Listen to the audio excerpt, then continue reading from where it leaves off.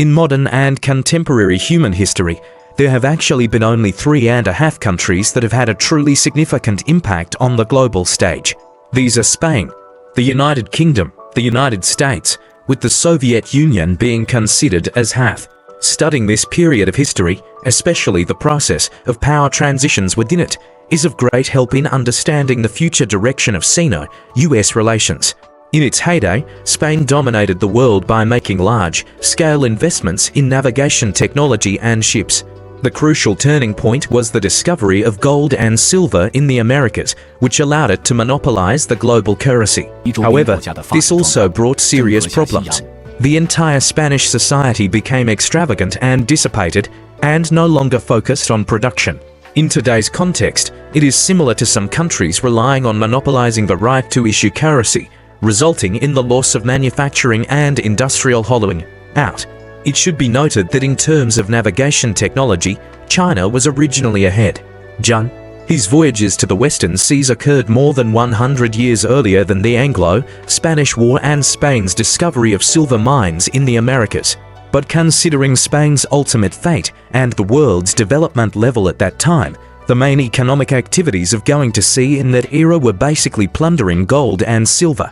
Spain was only 3,000–4,000 kilometers away from South America, while China was 13,000 kilometers away. Taking into account the navigation technology of the time, China's geographical location, and the development status of neighboring countries, Zheng He's voyages may not have brought real economic benefits. At that technological level, the profits from the maritime trade of ordinary goods simply could not support the cost of navigation. Only gold and silver could do so. The process by which the United Kingdom replaced Spain was not complicated. When studying the Anglo-Spanish War, it can be found that the Spanish fleet had an advantage in quantity, but the United Kingdom was superior in technology, namely in power and gun mounts, as well as in resource mobilization capabilities. The Navy is like this. New technology can make you either take the lead or fall behind, because the investment in naval construction is huge, and the development of naval technology has inertia. Once there is a technological iteration, most countries find it difficult to keep up. Only under special circumstances do they have a chance. The United Kingdom's victory over Spain was essentially the victory of an industrial country over a financial empire. The United Kingdom far surpassed Spain in technology and resource mobilization capabilities. Even with less resource investment, it eventually achieved victory. Subsequently, the United Kingdom embarked on a global colonial journey. After defeating Spain, 200 years later, the Industrial Revolution broke out in the United Kingdom, greatly enhancing its control over global resources and truly establishing the first empire on which the sun never sets. Therefore, the United Kingdom's victory over Spain was only the beginning. The control over global resources brought about by the Industrial Revolution was the ultimate key to victory. The United States' replacement of the United Kingdom seemingly occurred uneventfully, but in essence, it was also the result of a technological revolution. The United Kingdom initiated the steam revolution, which brought huge progress in factory and ship power compared to the sail-powered era. However, the United States seized the fruits of the Second Industrial Revolution, that is, the Electrical Revolution. The impact of the Electrical Revolution was more than the Steam Revolution. It made the distributed arrangement of power more convenient. Without this, assembly line operations would be simply impossible. The revolutions in electric motors, generators, internal combustion engines, and assembly lines significantly increased production efficiency. The First World War and the Second World War were only 20 years apart, but weapons had changed dramatically, and the scale of resource mobilization had also increased significantly. The United States' replacement of the United Kingdom was essentially the increase in production efficiency brought about by the technological revolution. So why didn't the United Kingdom keep up? Besides factors such as wars, the key lies in the mismatch between the scale of the United Kingdom's national strength and the improvement in production efficiency. There was a path dependence, and there were many denials of new technologies.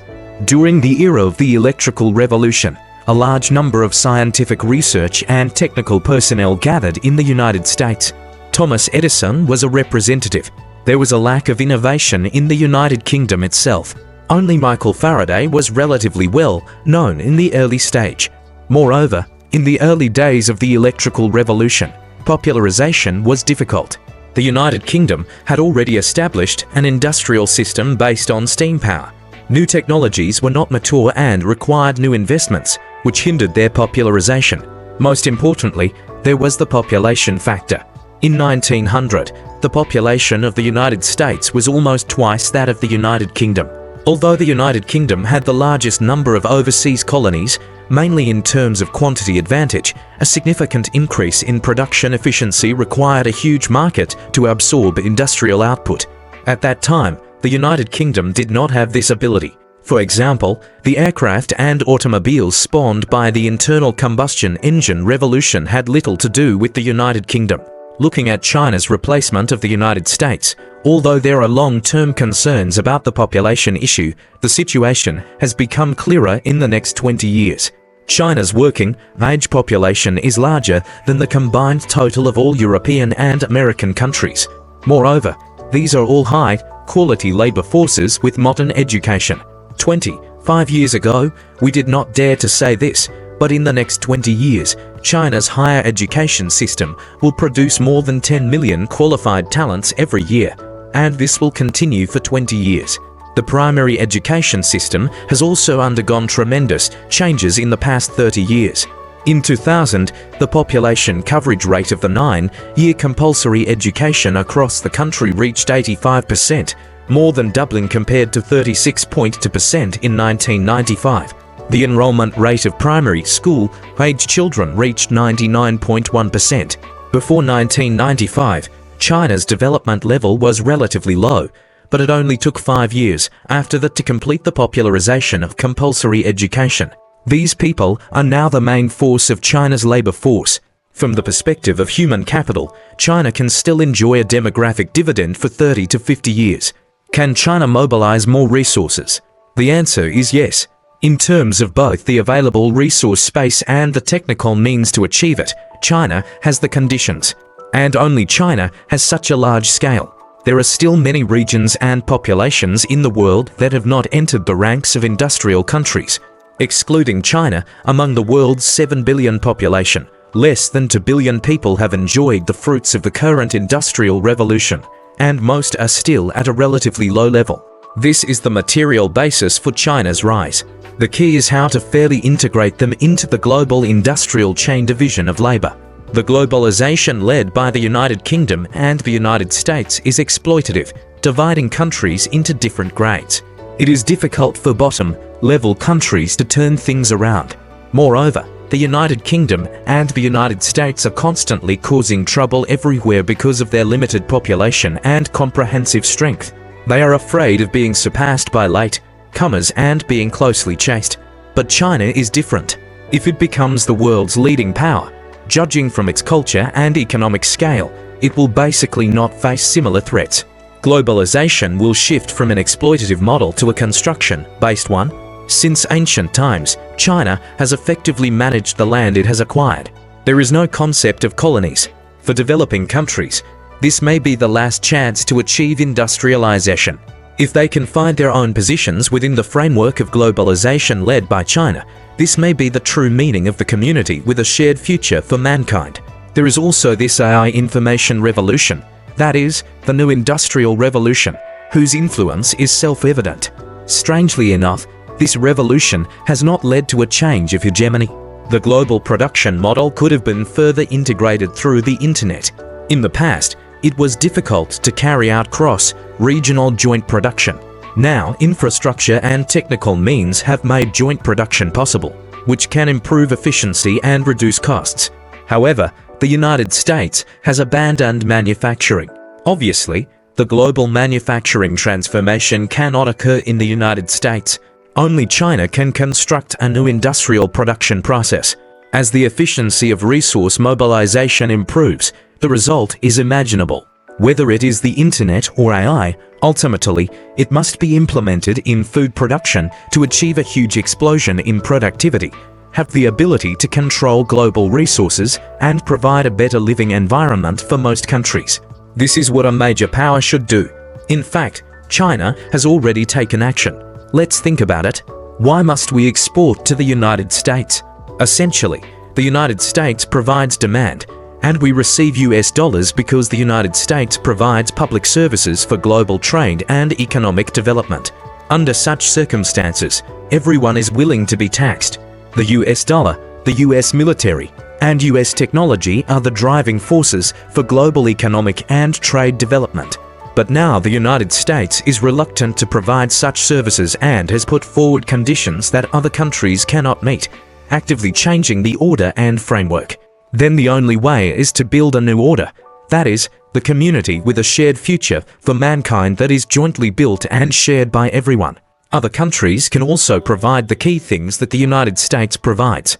For example, why must there be a currency of the dominant country? For so many years, the special drawing right SDR has not been the mainstream. In fact, the currencies of major trading countries can form a basket, with weights adjusted dynamically. Those who enjoy the convenience of global trade should bear the costs. Another example is the security agreements under the United Nations framework. Why are they always not implemented and often violated by the United States? And in terms of technology, in the future, many technologies will be invented and developed in China. In terms of the development opportunities for small countries, isn't the framework of China more sustainable? China is very likely to build multiple trading areas without the United States, such as China, Japan, South Korea, China, ASEAN, and China, EU, negotiating cooperation conditions separately. The United States is now sacrificing global interests to maintain its hegemony and refusing high-efficiency production methods. Its fate is doomed. Even if manufacturing returns, there will be major problems with costs and efficiency. Think about what we proposed 25 years ago, that the Communist Party of China always represents the development requirements of China's advanced productive forces. Now can you understand the meaning of this sentence? Without higher efficiency and lower costs, how is it possible to achieve hegemony? Hegemony essentially means controlling more resources with a smaller cost. In ancient times, when science was underdeveloped, it was difficult for large empires to exercise control. With technological progress, more can be achieved, but there are also limits. With the current level of technological development, it may not be possible to build a global, spanning country yet. China is building a new global trade system that includes most people and makes the world's 5 billion poor people rich. This is China's greatest fortune. At that time, the resources that China can control may be several times that of the United States at its peak. The system is not a problem. Any system is constructed by people. The key is to adapt to the requirements of advanced productive forces and achieve win-win results. The information technology revolution is likely to give birth to a new hegemon, but it will definitely not be the United States, based on the electrical revolution.